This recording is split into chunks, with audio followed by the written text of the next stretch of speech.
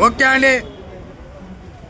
Driver మిత్రులారా, తిరుపతి నుంచి మాట్లాడినటువంటి డ్రైవర్ మాటలో మీలో కొంతమంది గమనించారో లేదో తెలియదు, కానీ వాహనాలకు విలువిస్తున్నారు. వాహనం 5 లక్షలు ఉండొచ్చు, 10 లక్షలు ఉండొచ్చు, 15 లక్షలు ఉండొచ్చు, 50 లక్షలు ఉండొచ్చు.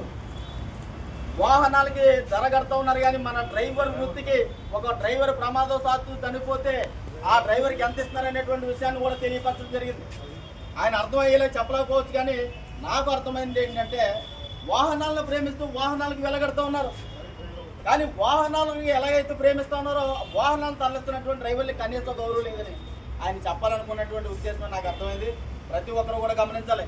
భారీ వాహనాల ధరల కొనుగోలు ధరలు పెరుగుతూ ఉన్నాయి, డీజిల్ పెట్రోల్ ధరలు పెరుగుతూ ఉన్నాయి, అత్యవసర సరుకులు ధరలు పెరుగుతూ ఉన్నాయి. కానీ లైసెన్స్ ఆధారంగా బ్రతుకుతున్నటువంటి నీ బ్రతుకు గ్యారంటీ ఉందా?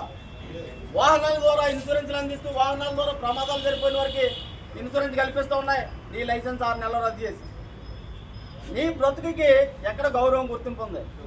లైసెన్స్ 6 నెలలు రద్దు చేస్తే నీ కుటుంబం ఎలా బ్రతకాలి? 6 నెలల లైసెన్స్ రద్దు చేసిన ప్రభుత్వమే నీ కుటుంబ బ్రతుకు దగ్గరికి 1 లక్ష రూపాయలు నీ ఇంటికి వేస్తుందా? ఆలోచన చేయండి. లైసెన్స్ ఉంది, రోడ్డు మీద బ్రతికినన్నాళ్ళు బ్రతికేస్తున్నావు అంటే సరిపోదు. నువ్వు బ్రతికిపోతున్నప్పుడు నీ కుటుంబం ఎలా ఉందో, నువ్వు ప్రమాదవశాత్తు చనిపోయినా నీ కుటుంబం రోడ్డును పడకుండా ఉండేలా చేసుకోవాల్సిన బాధ్యత నీదే. నీ కుటుంబ బాధ్యత నీదే. ముందుగా ప్రతి ఒక్కరు కూడా మేల్కోవాలని తెలియజేస్తున్నాం.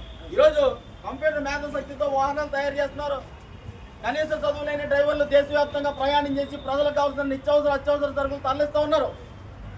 కానీ వాహనాల ధరలు క్రమక్రమంగా పెరిగిపోతున్నాయి, డ్రైవర్ల స్థితిగతులు క్రమక్రమంగా దిగజారిపోతూ ఉన్నాయి.